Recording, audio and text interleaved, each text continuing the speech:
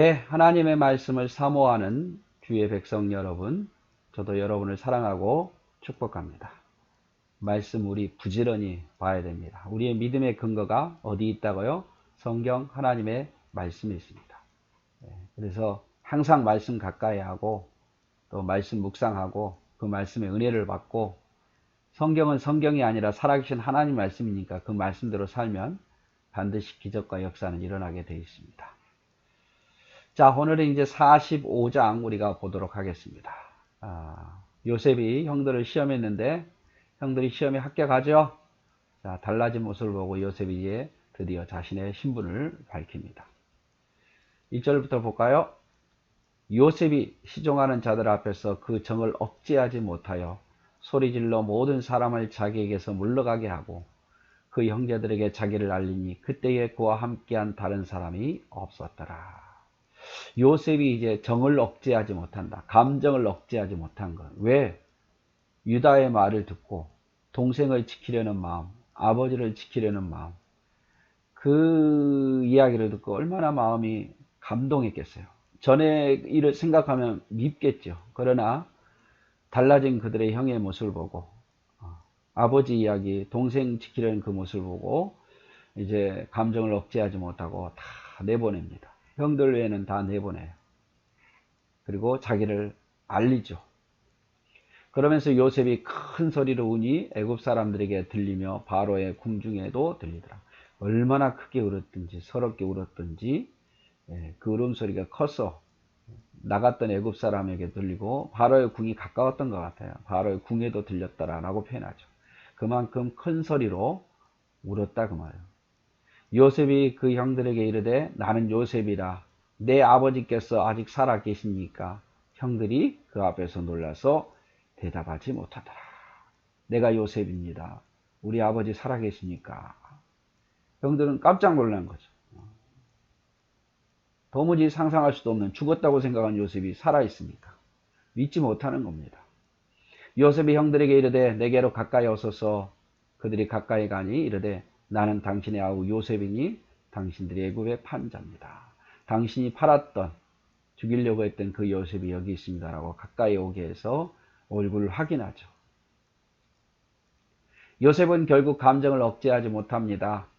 형들이 동생 베냐민을 사랑하는 마음과 아버지에 대한 사랑의 마음을 보았기 때문입니다. 더 이상 신분을 속일 이유가 없습니다. 시험할 이유도 없기 때문에 그렇죠. 요셉은 자신을 밝히기 전에 애국 모든 사람을 나가도록 합니다. 왜냐하면 자유롭게 대화하기 위해서. 뭐 또 첩자가 있을 수도 있잖아요. 그래서 잘못 또 바로 왕의 고에서 어려움 당할 수도 있으니까 다 내보내는 거죠. 형들은 요셉인 줄 알고 아무 말도 하지 못합니다. 충격도 받았고 죄를 지은 것도 있기 때문에 그렇죠.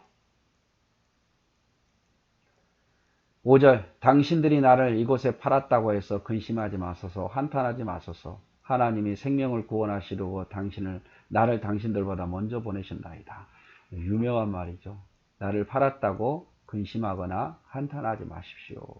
하나님이 당신들을 구원하려고 우리 가족을 구원하려고 그런 방법으로라도 하나님 나를 이곳에 보내셨습니다. 하나님이 하셨다 그 말이죠. 이 땅에 2년 동안 흉년이 들었으나 아직 5년은 밭갈이도 못하고 추수도 못할 겁니다. 2년 지났는데 앞으로 5년 더 흉년이 있다 그 말이죠. 하나님이 큰 구원으로 당신들의 생명을 보존하고 당신들의 후손을 세상에 두시려고 나를 당신들보다 먼저 보내셨나니 그런즉 나를 이리로 보내신 이는 당신들이 아니요 하나님이십니다. 하나님이 나를 바로에게 아버지로 삼으시고 그 온 집의 주로 삼으시며 애굽 온 땅의 통치자로 삼았나이다. 지금 요셉은 이제 고백하는 거죠. 앞으로도 5년 동안 흉년이 있을 건데 아마 가나안 땅에 있다면 다 굶어 죽었을 텐데 하나님 나를 먼저 보내셔서 우리 가족을 구원하려고 하셨습니다. 그리고 나를 이렇게 높여주셨습니다. 이런 고백이죠. 하나님이 생명을 구원하시려고 나를 당신들보다 먼저 보내셨습니다. 그래서 형들이 팔아서 내가 여기 온 게 아니라 하나님이 나를 보내셔서 여기 왔다 이 말이죠. 하나님의 섭리를 인정하는 요셉입니다. 하나님이 생명을 구원하시려고 나를 당신들 앞에 보냈고 형들을 안심시키고 하나님의 섭리를 깨달았기 때문에 강조한 거죠.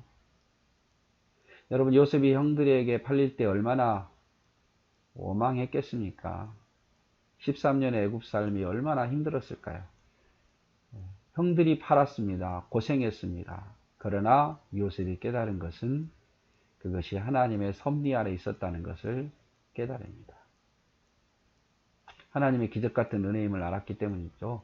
여러분, 요셉이 보디발의 집에 가게 된 것도, 거기서 은혜를 받은 것도, 감옥에서 은혜를 받은 것도, 두 간원의 꿈을 해석한 것도, 또 바로 왕의 꿈을 해석한 것도, 이것도 사람의 힘이라고 여러분 상상할 수 있겠어요. 그래서 요셉이 깨달은 거예요. 이거 하나님의 은혜가 아니었으면 될 수 없는 거다. 그래서 깨달아서 형들에게 말하는 거예요. 하나님이 나를 먼저 보냈었고, 오랫동안 고생하면서 깨달은 게 뭐냐면 이 고난도 하나님이 함께 하셨던 것이고 하나님의 예정 아래 있었다는 사실이죠. 자, 우리 역시 지금 이 순간만 보고 하나님을 원망하지 맙시다. 하나님이 나를 살피시고 하나님이 나를 보호하신다는 것을 믿자, 그 말이에요. 지금 우리에게 고난이 있어도 이 고난이 하나님의 인도하심 속에 있다고 우리는 믿어야 돼요.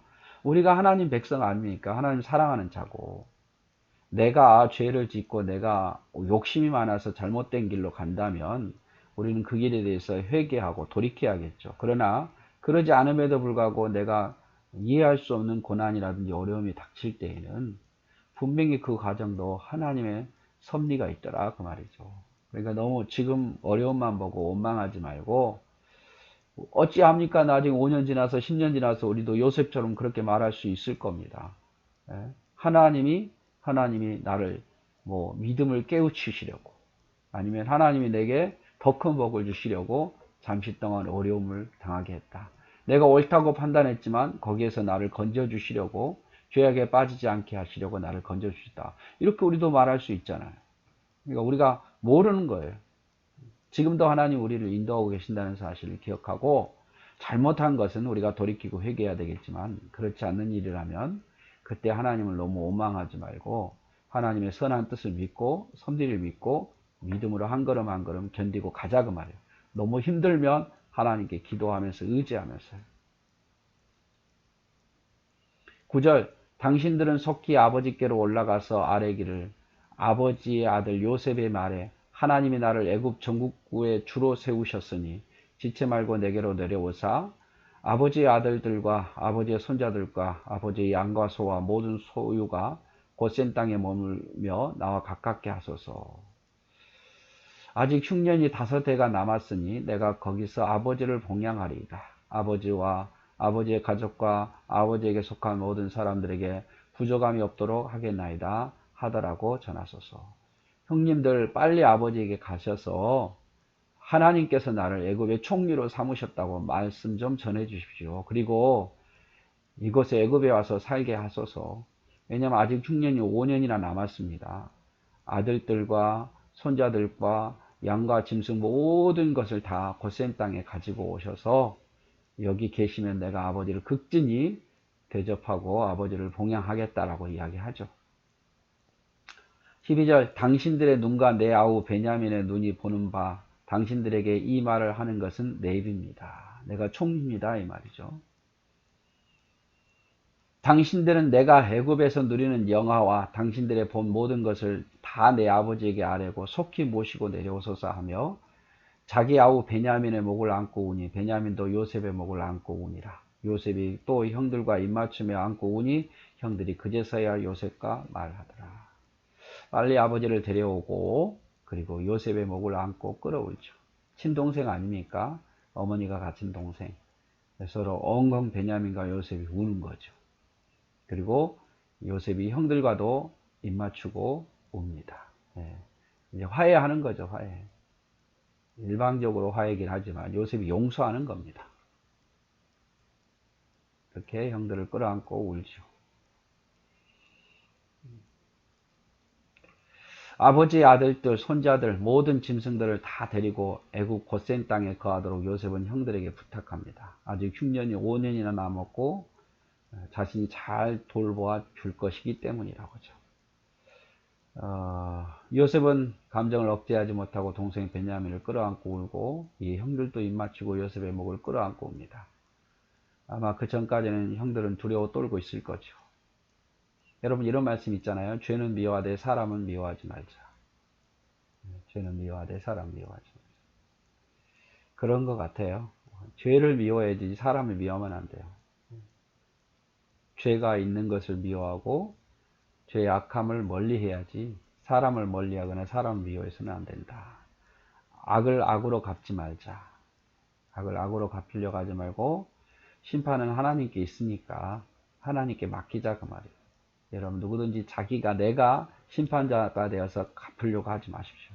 그러면 나도 죄를 짓게 되는 거예요. 그냥 심판은 하나님께 맡기십시오. 하나님 정의로우신 분이에요. 공의로우신 분이에요.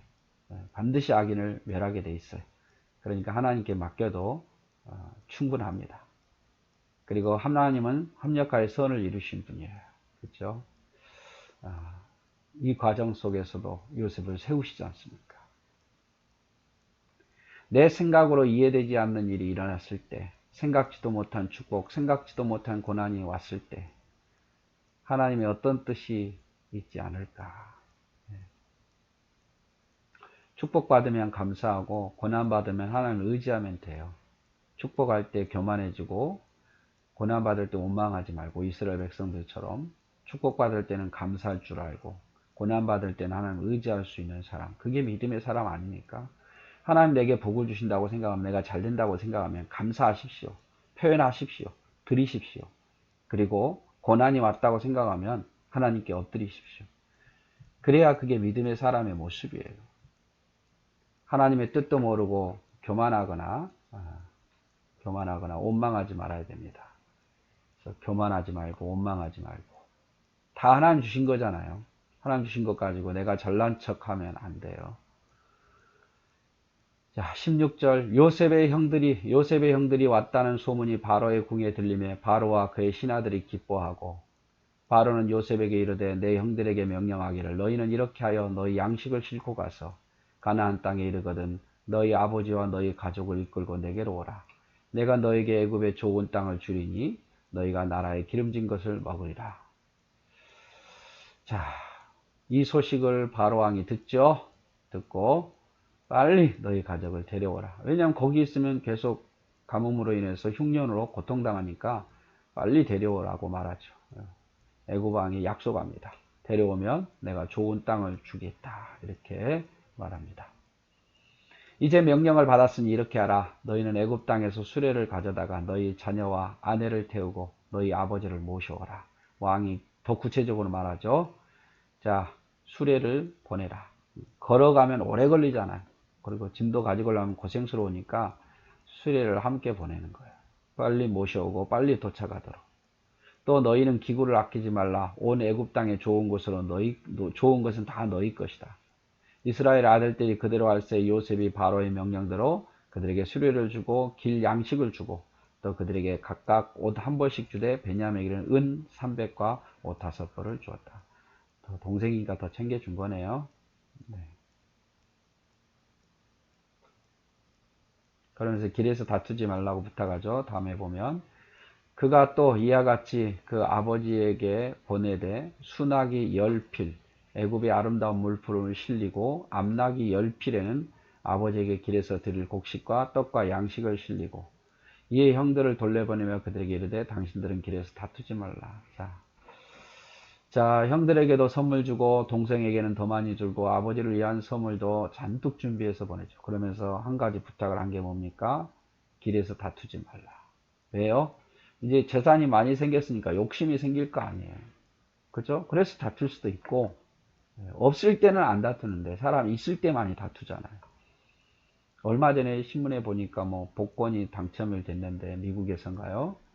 예, 재산이 많아지니까 그것 때문에 부부가 싸워가지고 남편이 자식들과 또 아내를 다 죽였다. 이렇게 나왔더라고요. 없을 때는 모르는데 있어지니까 다툴 수 있는 거예요. 그리고 또 탓할 수도 있는 거죠. 봐라 내가 요셉을 하지 말라니까 네가 왜 했느냐 막 누가 어쨌다 서로 다툴 수 있는 거죠. 서로 손가락질 할 수 있는 거고. 그래서 여러분 다투는 건 좋은 거 아니에요. 교회에서 다투지 마십시오. 그들이 애굽에서 올라와 가나안 땅으로 들어가서 아버지 요셉에게 이르러 알려 이르되 요셉이 지금까지 살아있어 애굽 땅 총리가 되었더이다. 야곱이 그들의 말을 믿지 못하여 어리둥절하더니 이제 아들들이 가보니까 요셉이 살아있다고 요셉이 총리가 됐다고 말하니까 어리둥절한 거죠. 요셉은 죽었는데 그쵸?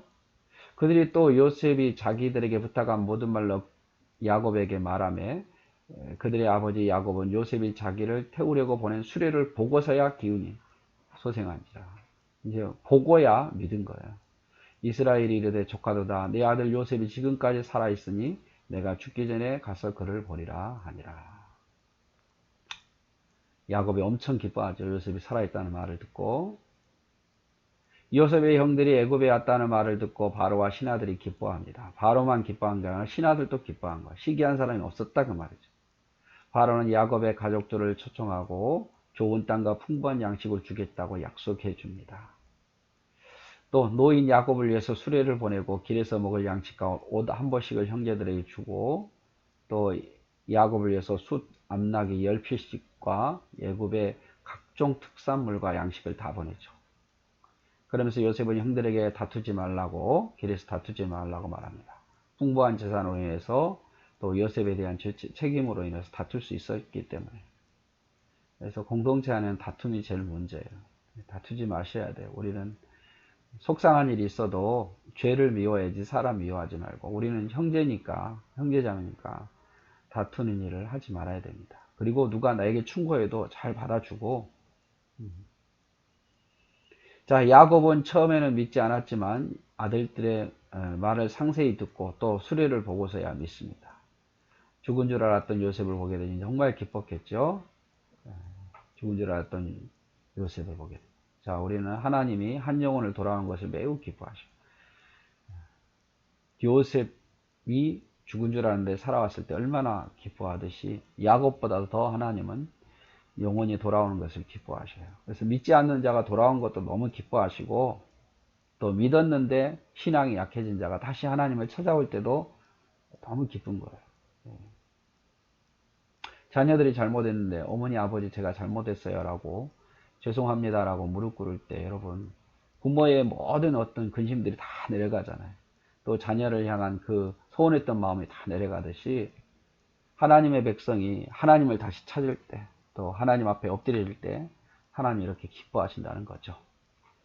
자 오늘은 이제 요셉이 자신의 신분을 밝히고 이렇게 된 것은 형들을 원망하지 않습니다. 왜? 하나님이 나를 먼저 보내시고 하나님의 섭리에 의해서 되어진 거다라고 이야기하죠. 그래서 이 말씀이 제일 유명하죠. 하나님의 생명을 구원하시려고 나를 당신들보다 먼저 보냈습니다. 놀라운 깨달음이죠. 여러분 그래서 누구를 원망하지 말고 그 안에 하나님의 어떤 뜻이 있는가를 우리가 생각해 보자 그 말이죠.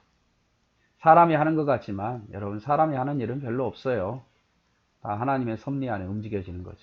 악한 자를 만나셨습니까?